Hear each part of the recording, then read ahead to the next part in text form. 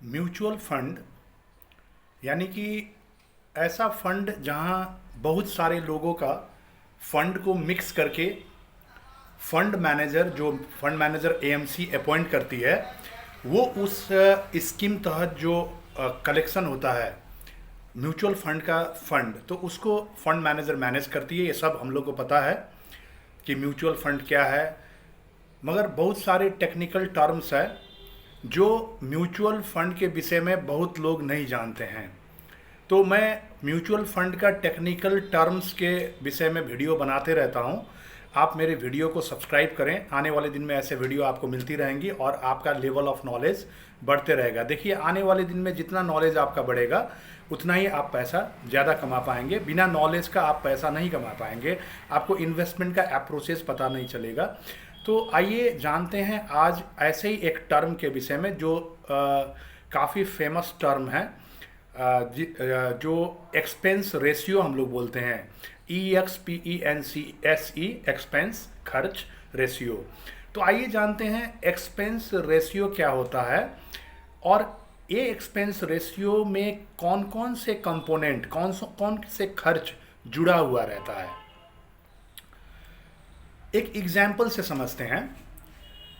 ये expense ratio क्यों जानना जरूरी है? क्योंकि कोई भी फंड में आप पैसा लगाते हैं, आपका जितना रिटर्न बनता है उतना ही जितना रिटर्न बनता है उससे एक्सपेंस रेशियो को माइनस किया जाता है। एक्सपेंस रेशियो माइनस करने के बाद जो बचता है वही पैसा आपको मिलता है।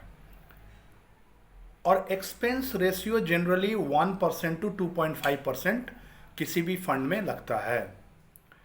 आइए जानते हैं एक्सपेंस रेशियो का मतलब क्या है। एक्सपेंस रेशियो एक ऐसा रेशियो है जिसको हम लोग फॉर्मूला से समझ सकते हैं। Total expenses on any fund, कोई भी फंड में जो टोटल खर्च होता है वो फंड मैनेज करने के लिए। जैसे मान के चलिए एसबीआई कंट्रा फंड, आपको बोला गया है कि एसबीआई कंट्रा फंड में आपको इन्वेस्ट करना है। तो एक्सपेंस रेशियो कैसे कैलकुलेट किया जाता है? वो एसबीआई कंट्रा फंड में जितने भी खर्च लगाए वो फंड मैनेज करने के लिए, अभी हम लोग डिस्कस करेंगे क्या क्या खर्च लग सकता है। तो वो सारे खर्चे को जोड़ के जो टोटल एक्सपेंसेस ऑन फंड है उसको यदि हम लोग टोटल असेट से, टोटल स्कीम जो स्कीम का है, टोटल जो फंड है उससे डिवाइड कर देते हैं तो आता है परसेंटेज ऑफ एक्सपेंस। एक्सपेंस का परसेंटेज निकलता है, वही परसेंटेज ऑफ एक्सपेंस को बोला जाता है एक्सपेंस रेशियो। तो आपको समझ में आ गया होगा कि एक्सपेंस रेशियो का मतलब कुछ नहीं, ये टोटल खर्चा जो होता है किसी भी फंड का, वो टोटल खर्चा का जो परसेंटेज है वो परसेंटेज को बोला जाता है एक्सपेंस रेशियो। अब आइए जानते हैं, मान के चलिए किसी भी फंड में 100 रुपया टोटल अमाउंट जमा हुआ है, 100 रुपया, और उसमें यदि 2 रुपया खर्चा लग रहा है, टोटल खर्चा, टोटल एक्सपेंसेस, तो आप इजीली बोल सकते हैं कि 2% का एक्सपेंस रेशियो है। तो इतने में आपको समझ में आ गया होगा कि एक्सपेंस रेशियो किसको कहा जाता है। अब आइए जानते हैं एक्सपेंस रेशियो में क्या क्या कंपोनेंट इंक्लूड होता है। पहला, मैनेजमेंट और एडमिनिस्ट्रेटिव चार्जेस।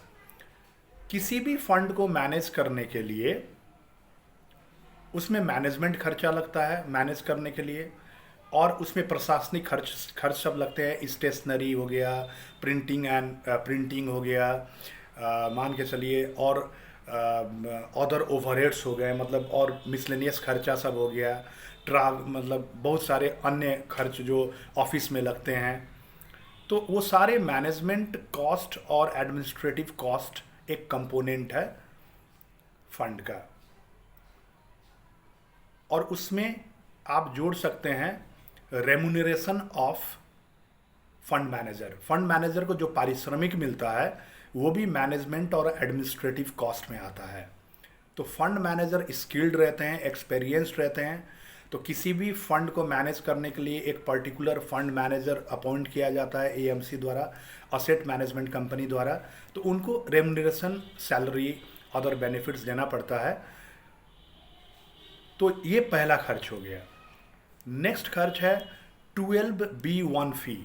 ये थोड़ा सुनने में अटपटा लग रहा है, ये SEC रूल के हिसाब से है, ये नाम दिया गया है 12B1 फी।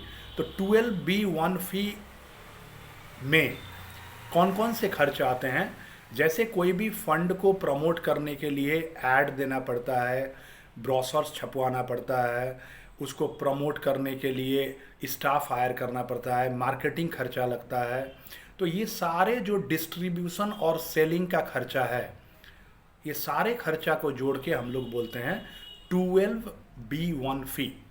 तो आपको समझ में आ गया होगा। यदि आपको कोई बोलेगा 12B1 फी, अब आपको नहीं घबराना है, आपको बता देना है कि ये प्रमोशनल एक्सपेंसेस है, फंड को प्रमोट करने के लिए जो खर्चा लगता है उसको बोलते हैं 12B1 फी। देखिए, म्यूचुअल फंड यदि आप कर रहे हैं तो ये सब चीज़ें जानकारी आपको होनी चाहिए, ताकि आने वाले दिन में आप कुछ भी चीज़ें डिस्कस कर सकें, उसमें आप मतलब अपना ओपिनियन आप दे सकते हैं। फर्स्ट मैंने खर्चा बताया आपको, मैनेजमेंट और एडमिनिस्ट्रेटिव कॉस्ट। सेकेंड में इंक्लूड होता है 12B1 फी।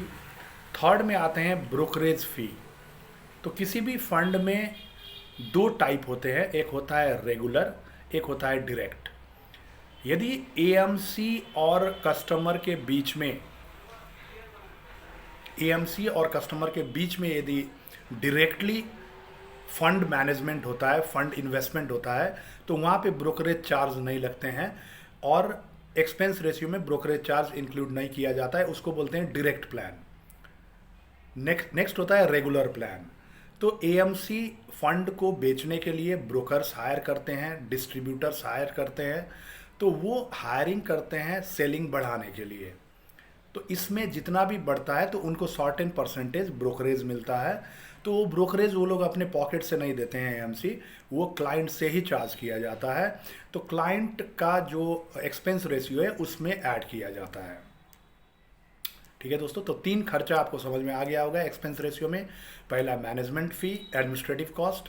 सेकेंड आपका 12B1 फ़ी, और आपका थर्ड में हो गया।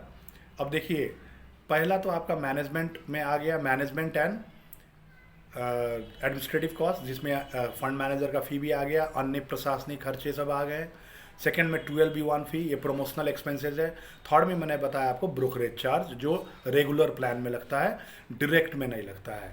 तो डायरेक्ट में थोड़ा असुविधाएं भी होती है। ब्रोकर्स बहुत सारे चीज़ें आपको एडवाइस करते हैं, बहुत सारे चीज़ें आपको गाइड करते हैं, आपको कोई प्रॉब्लम, इसलिए आप एक्स्ट्रा चार्ज इसलिए पे करते हैं ताकि ब्रोकर से आप डायरेक्ट लाइन अप हो सकें, क्योंकि बहुत सारे स्कीम का बहुत सारे इन्फॉर्मेशन आपके पास नहीं रहती हैं।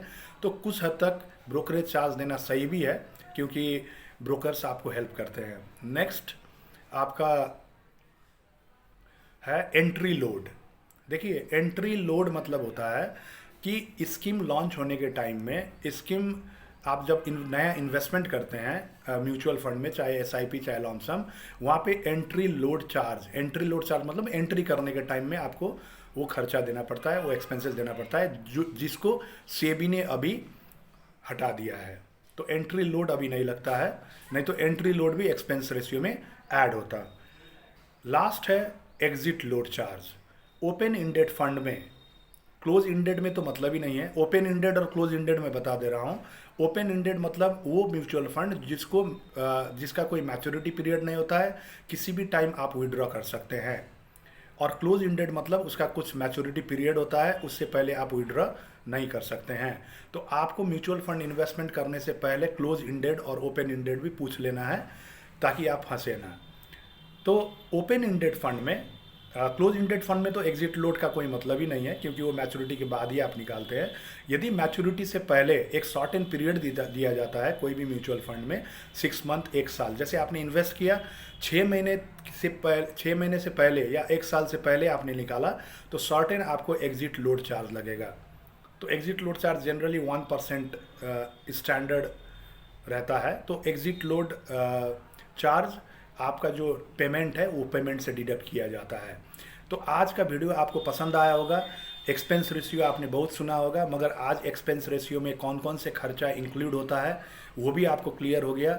यदि आपको वीडियो पसंद आया होगा तो लाइक और शेयर कर दीजिए, और यदि आने वाले वीडियो आप चाहते हैं कि आपको मिले, तो मेरे चैनल को सब्सक्राइब ज़रूर कर दीजिएगा। Thank you all of you, have a nice day.